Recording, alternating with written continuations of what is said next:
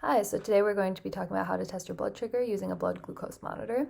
So the tools you will need are your meter, your test strips, a lancing device, and your lancets, also known as your needles. You also need alcohol swabs, or just make sure before your test, you wash your hands with soap and warm water. So the first thing you want to do is set up your meter. So you're going to want to turn it on and set the date and the time.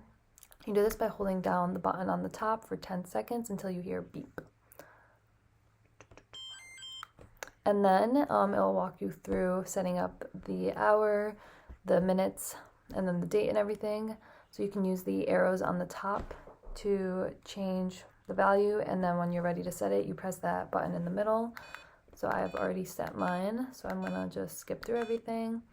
And then after that, it is going to show some options for when you're testing your sugar. So this includes before a meal, after you exercise, if you feel sick, or after you take some blood sugar lowering medications. For now, we will leave this function off, so you can just hit the circle in the middle to set it. And then I'm just gonna turn it off, turn it back on, and then our device is set to, it's gonna be ready for a test strip.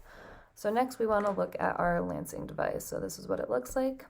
To insert a lancet or a needle, you can remove the cap by pulling it. And then we are going to grab a lancet and place it firmly into the opening. Make sure that the circle end is facing out. Next we're going to want to take that circle part off actually. So we are just going to gently twist it and remove the cap. You want to save this for later though, so I'm just going to leave it right here. And then you want to replace the cap and just press that on firmly. And next we want to select the depth for this. So the higher the number, the deeper it will go into your finger. So usually 2 to 3 is good to use. I'm going to set mine to 2 for now. So after you do that, the lancing device should be good. We can insert a test strip into our meter. So I'm going to open this up, grab one test strip. You're going to place that into the end of your meter, just like that. And then you're going to see a little blood drop on there, and that's when you know that it's ready to read. So after you do that, you're going to want to make sure you wash your hands with soap and wash your hands or use an alcohol-based hand sanitizer. I already did that off camera, so I'm not going to show that.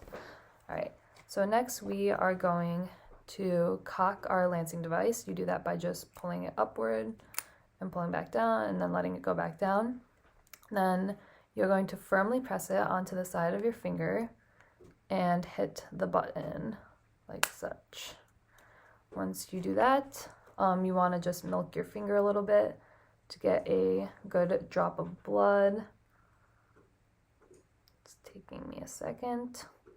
Once you get a good drop of blood, you are going to put it up against the side of the strip and let it draw up the blood that you have just collected. There we go. And then this is going to start calculating a reading. It might just take a second. There we go, it just popped up for me. So now that you have your reading, you can dispose of the lancet and the test strip. Let me just quickly wipe this up. So to do that, you want to either dispose of it in a sharps container or a hard plastic container, such as an old pill bottle. I found this, so that's what I'm going to use. So to do this, you're just going to grab the test strip and pull straight out of the device, and you can just throw that in.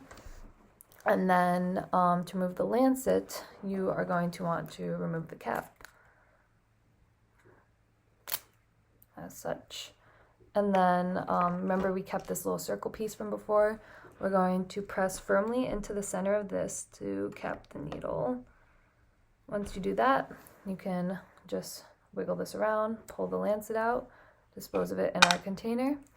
You can put this back on, and that is how you would properly dispose of everything. You never want to reuse your lancets or test strips, and you never want to use this meter for more than one person other than yourself. I think we covered everything, but what questions do you have for me about blood glucose monitoring?